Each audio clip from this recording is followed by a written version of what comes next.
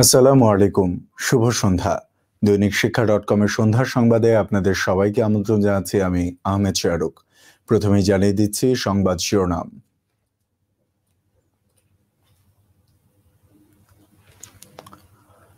Corona বাড়লে শিক্ষা প্রতিষ্ঠান খোলার সিদ্ধান্ত পুনর্বিবেচনা করা হবে জানালেন শিক্ষামন্ত্রী। 30 মার্চ শিক্ষা প্রতিষ্ঠান খোলা নিয়ে সংশয়। শিক্ষক সংকট, স্যানিটেশন সহ নানা সমস্যায় জর্জরিত মাধ্যমিক শিক্ষা। টিকা নিতে 40 বছরের কম বয়সী শিক্ষকদের নিবন্ধন শুরু।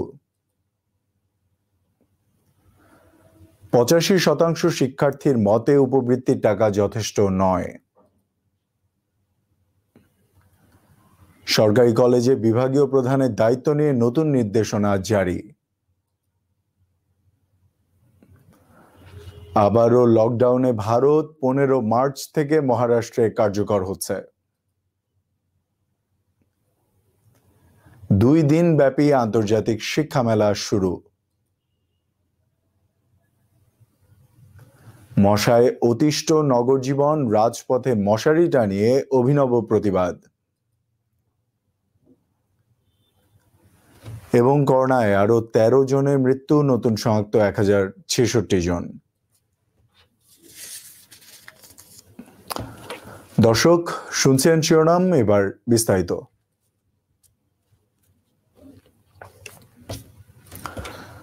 করোনা সংক্রমণ বাড়তে থাকলে 30 মার্চ শিক্ষা প্রতিষ্ঠান খোলার বিষয়টি পুনর্বিবেচনা করা হতে পারে বলে জানিয়েছেন শিক্ষামন্ত্রী ডক্টর দীপুমনি।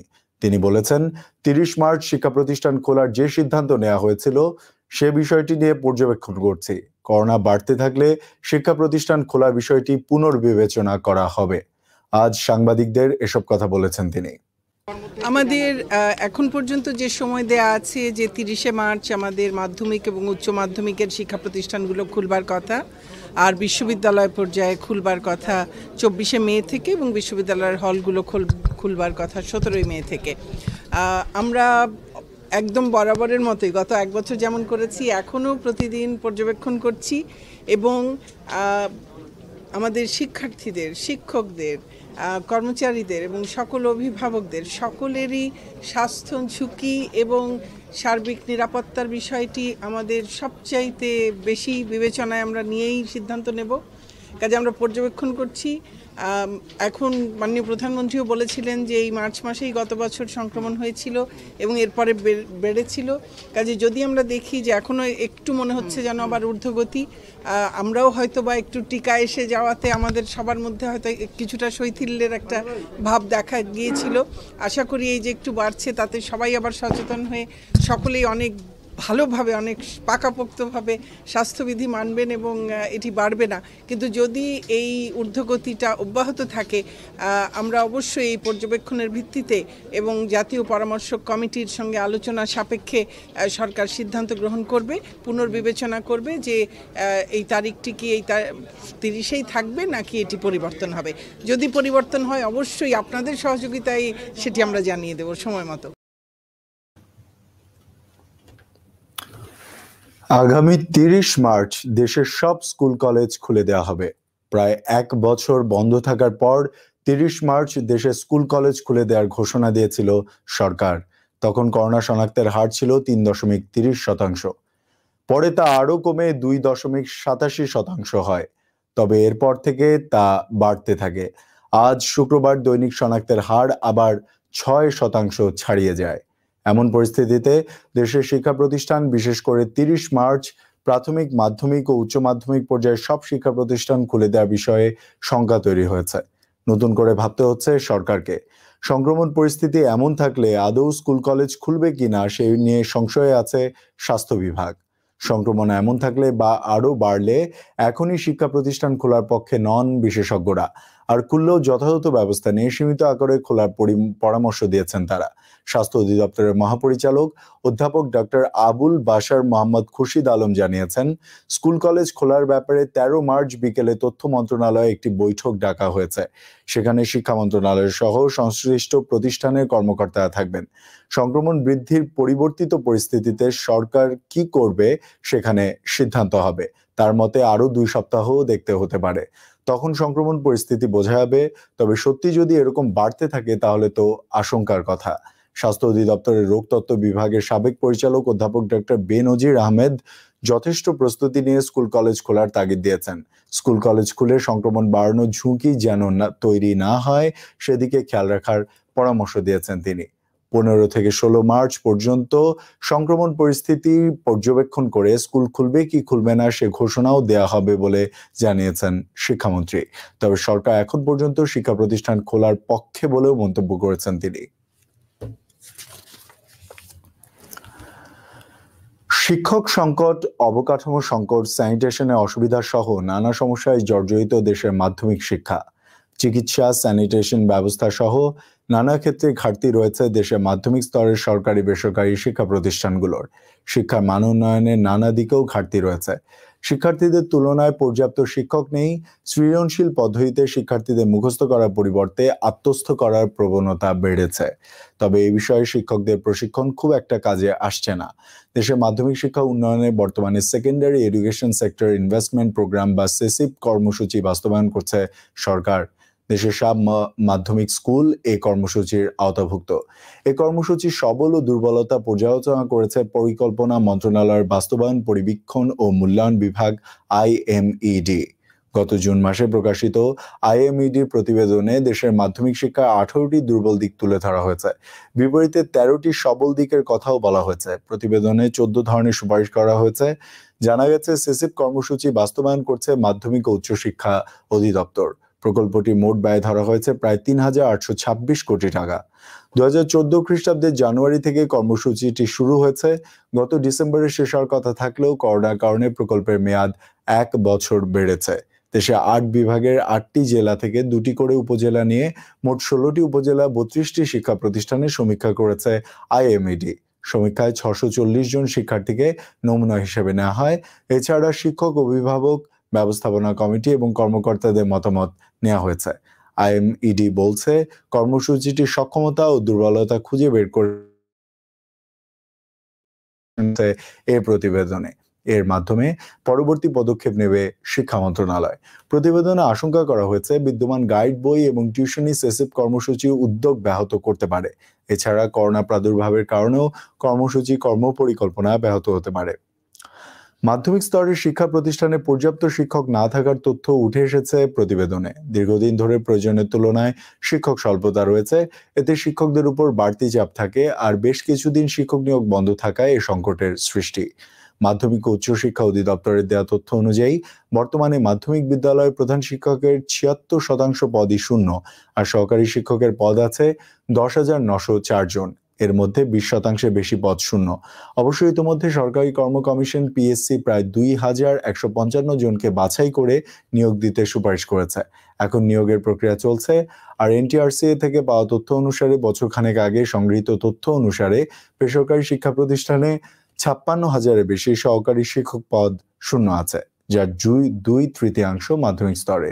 এরপর সময় পরিক্রমায় 1 বছরে আরো কিছু পদ শূন্য হয়েছে। তবে কতগুলো পদ শূন্য হয়েছে তা বলতে পারছেন না কর্মকর্তারা। কারো ধারণা 35 থেকে 40,000 শিক্ষক পদ গত 1 বছর শূন্য হয়েছে। আগের 1.5 লাখ পদ পূরণের তোড়জোড় শুরু হলেও সে প্রক্রিয়া কবে নাগাদ শুরু হবে তা নিয়েও ধোঁয়াশা আছে। মাধ্যমিক স্তরে শিক্ষা প্রতিষ্ঠানে জেন্ডার সমতা আনার বিষয়েও IMEDর প্রতিবেদনে জোর দেওয়া হয়েছে। বাংলাদেশ শিক্ষা তথ্য ও পরিসংখ্যান ব্যুরোর তথ্য দিয়ে প্রতিবেদনে বলা হয়, বর্তমানে দেশের সরকারি মাধ্যমিক বিদ্যালয়ে 31% এবং বেসরকারি মাধ্যমিক বিদ্যালয়ে 25% নারী শিক্ষক আছেন। এখন 6ষ্ঠ শ্রেণী থেকে তথ্য যোগাযোগ প্রযুক্তি ICT বিষয় বাধ্যতামূলক করা হয়েছে। প্রতিবেদনে বলা হয়েছে, ঢাকা বিভাগের প্রায় সব বিদ্যালয়ের শিক্ষার্থীরা কম্পিউটার ব্যবহার করতে পারে, কিন্তু অন্য বিভাগের প্রায় সব বিদ্যালয়ে কম্পিউটার থাকলেও ব্যবহারের ক্ষেত্রে অনেকে পিছিয়ে। চট্টগ্রাম বিভাগের বিদ্যালয়গুলোতে শিক্ষার্থীরা সবচেয়ে কম কম্পিউটার ব্যবহার করতে পারে। অন্যান্য বিভাগের শিক্ষা প্রতিষ্ঠানের মধ্যে রাজশাহীর 73%, রংপুরের 60%, সিলেটের 54%, বরিশালে 49%, ময়মনসিংহের 46% এবং খুলনার 39% শিক্ষার্থী কম্পিউটার ব্যবহার করতে পারে। কিভাবে আইসিটি ক্লাস নেওয়া হয় তারও তথ্যে উঠে এসেছে প্রতিবেদনে। 36.29% শিক্ষার্থী বলছে শুধু পাঠ্য বই পড়ানো হয়। প্রায় 24% শিক্ষার্থী বলেছে ব্যবহারিক ও তত্ত্বীয় ক্লাস একসঙ্গে হয়।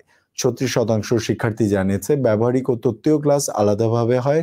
বর্তমানে সাধারণ শিক্ষা প্রতিষ্ঠানের পাশাপাশি মাদ্রাসা ও কারিগরি শিক্ষা প্রতিষ্ঠানগুলোতেও পরীক্ষা পদ্ধতি চালু হয়েছে। সৃজনশীল পদ্ধতি হচ্ছে একটি বিষয় মুখস্থ না করে পুরোপুরি আত্মস্থ করা, নিজের মতো করে বিষয়টাকে ধারণ করে প্রয়োগ করা। সমীক্ষায় অংশ নেওয়া শিক্ষকেরা মনে করেন সৃজনশীল পদ্ধতির কারণে শিক্ষার্থীদের পড়ালেখার মান, পরীক্ষায় পাশের হার ও নকলের প্রবণতা কমেছে।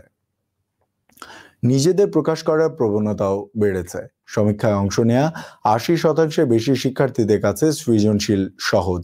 মাধ্যমিক স্তরের শিক্ষকদের সৃজনশীল প্রশ্ন সহ বিভিন্ন ধরনের বিষয়ভিত্তিক প্রশ্ন প্রণয়নের দুর্বলতা রয়েছে বলেও প্রতিবেদনে উল্লেখ করা হয়।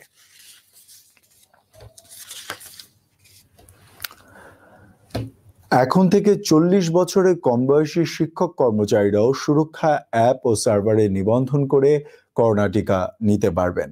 সরকারি বেসরকারি স্কুল কলেজের শিক্ষক কর্মচারীদের এনআইডি তথ্য ইতিমধ্যে সফটওয়্যারে অন্তর্ভুক্ত করা হয়েছে। সুরক্ষা ওয়েবসাইটে করোনা ভ্যাকসিন নিবন্ধন ফর্ম পূরণ করে শিক্ষক কর্মচারীদের নিজ নিজ এনআইডি দিয়ে নিবন্ধন করা শুরু হয়েছে।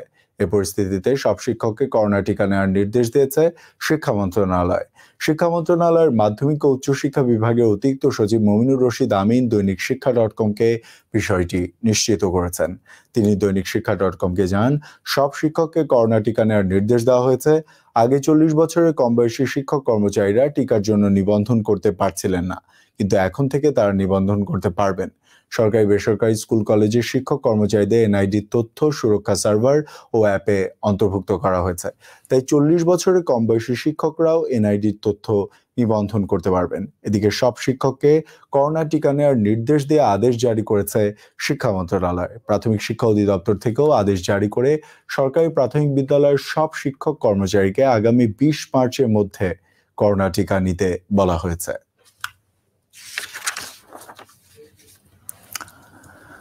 শিক্ষার্থীদের ঝরে পড়া রোধ করা সহ নারী শিক্ষার সার্বিক উন্নয়নে শিকি শতাব্দীরও বেশি সময় ধরে উপবৃত্তি দিয়ে আসছে সরকার। শিক্ষা বান্ধব আওয়ামী লীগ সরকার গত 1 দশকে এই উপবৃত্তির আকার, পরিধি ও টাকার পরিমাণ বহুগুণ বৃদ্ধি করেছে। যদিও 85.47% শিক্ষার্থী মনে করছেন উপবৃত্তির টাকা তাদের খরচ চালানোর জন্য যথেষ্ট নয়। আইএমইডির প্রতিবেদনে এ তথ্য উঠে এসেছে। দেশে 8 বিভাগের 8টি জেলা থেকে 2টি করে উপজেলা নিয়ে মোট 16টি উপজেলার 32টি শিক্ষা প্রতিষ্ঠানের সমীক্ষা করেছে আইএমইডি। সমীক্ষায় 640 জন শিক্ষার্থীকে নমুনা হিসেবে নেওয়া হয়। এছাড়া শিক্ষক, অভিভাবক, ব্যবস্থাপনা কমিটি এবং কর্মকর্তাদের মতামত নেওয়া হয়েছে। সমীক্ষায় বলা হয়েছে ঝরে পড়া রোধে উপবৃত্তি সহ বিভিন্ন উদ্যোগ কাজে দিচ্ছে। তবে সমীক্ষায় অংশ নেওয়া 85.47% শিক্ষার্থী মনে করেন উপবৃত্তির টাকা তাদের খরচ চালানোর জন্য যথেষ্ট নয়। এছাড়া প্রায় 60% শিক্ষার্থী জানিয়েছে তাদের বিদ্যালয়ে কাউন্সেলিং কর্মসূচি চালু আছে। পরামর্শক দল মনে করে বাকি বিদ্যালয়গুলোতেও কাউন্সেলিং কর্মসূচি চালু করা উচিত, যাতে ঝরে পড়া হার শূন্যের কোটায় চলে আসে। বর্তমানে প্রাক প্রাথমিকের শিক্ষার্থীরা মাসিক 75 টাকা উপবৃত্তি পান। প্রাথমিক স্তরের শিক্ষার্থীদের 1 সন্তান বিশিষ্ট পরিবারে মাসিক উপবৃত্তি 150 টাকা, 2 সন্তান বিশিষ্ট পরিবারের উপবৃত্তি 300 টাকা, 3 সন্তান বিশিষ্ট পরিবারের উপবৃত্তি 400 টাকা ও 4 সন্তান বিশিষ্ট পরিবারের উপবৃত্তি 500 টাকা করা হয়েছে। মাধ্যমিক স্তরের ষষ্ঠ ও সপ্তম শ্রেণীর শিক্ষার্থীরা মাসে 200 টাকা পান। অষ্টম শ্রেণীর শিক্ষার্থীরা মাসে 250 টাকা পান। নবম ও দশম শ্রেণীর শিক্ষার্থীদের উপবৃত্তি বাবদ দেওয়া হয় মাসে 300 টাকা। উচ্চ মাধ্যমিক স্তরের শিক্ষার্থীরা মাসে 400 টাকা উপবৃত্তি ও বই কেনার জন্য পান।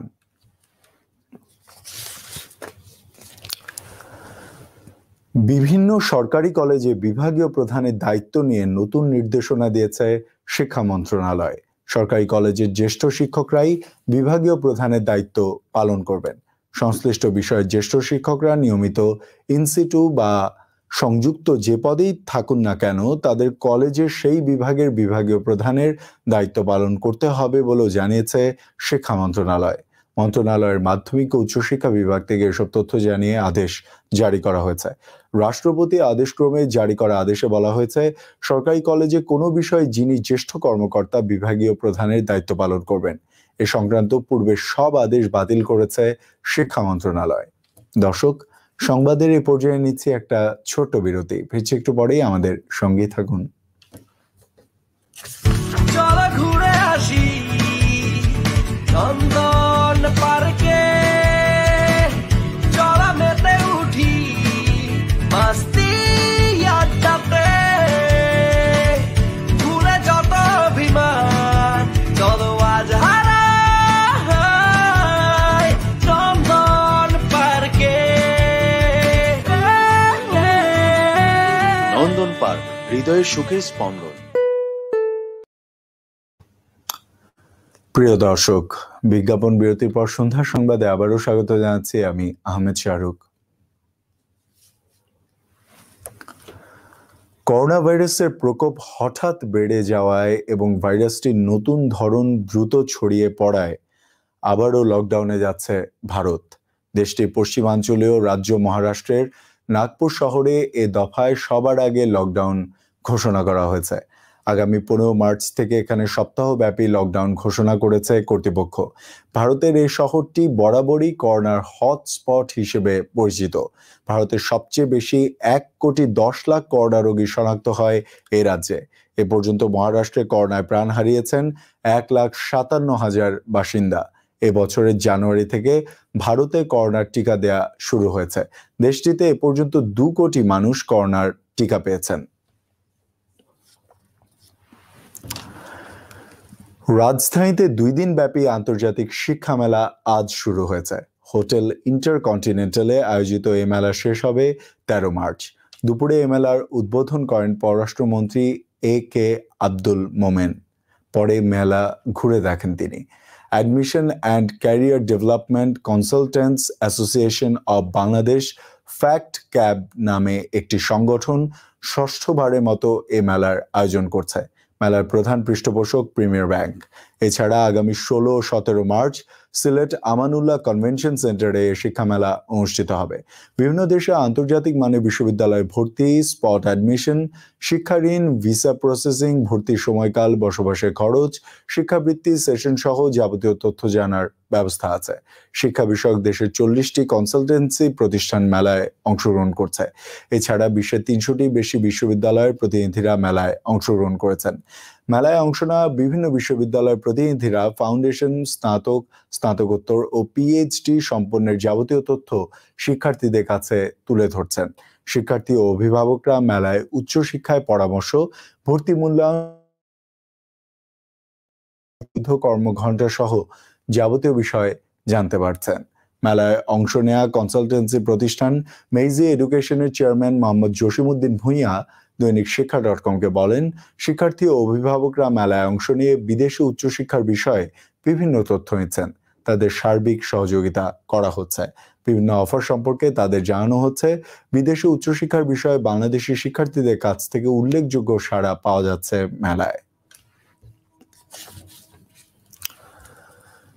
মশার উপদ্রবে অতিষ্ঠ রাজধানীবাসী।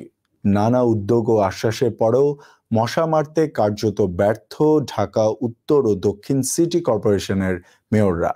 নগর কর্তাদের এই ব্যর্থতায় রাজপথে মশারি টানিয়ে অভিনব প্রতিবাদ জানিয়েছে রাজধানী ভাড়াটিয়াদের একটি সংগঠন। আজ রাজধানীর জাতীয় প্রেস ক্লাবের সামনে এই অভিনব প্রতিবাদ জানানো হয়। এ সময় প্রতিবাদকারীরা অবিলম্বে ঢাকাবাসীকে মশার উপদ্রব থেকে রক্ষার দাবি জানান। মানববন্ধনে বক্তারা বলেন, রাজধানী বস্তি থেকে অভিজাত এলাকার সর্বত্রই মশার আক্রমণ। এজন্য মানুষের আবাসস্থল নয়, যেন মশার রাজধানী। মশা মারতে 2 সিটি কর্পোরেশনের মেয়ররা সম্পূর্ণ ব্যর্থ। ব্যর্থতার দায় স্বীকার করে তাদের দ্রুত মশা নিয়ন্ত্রণে কার্যকর পদক্ষেপ নিতে হবে। দর্শক, এবার জানিয়ে দিচ্ছি করোনা সংবাদ।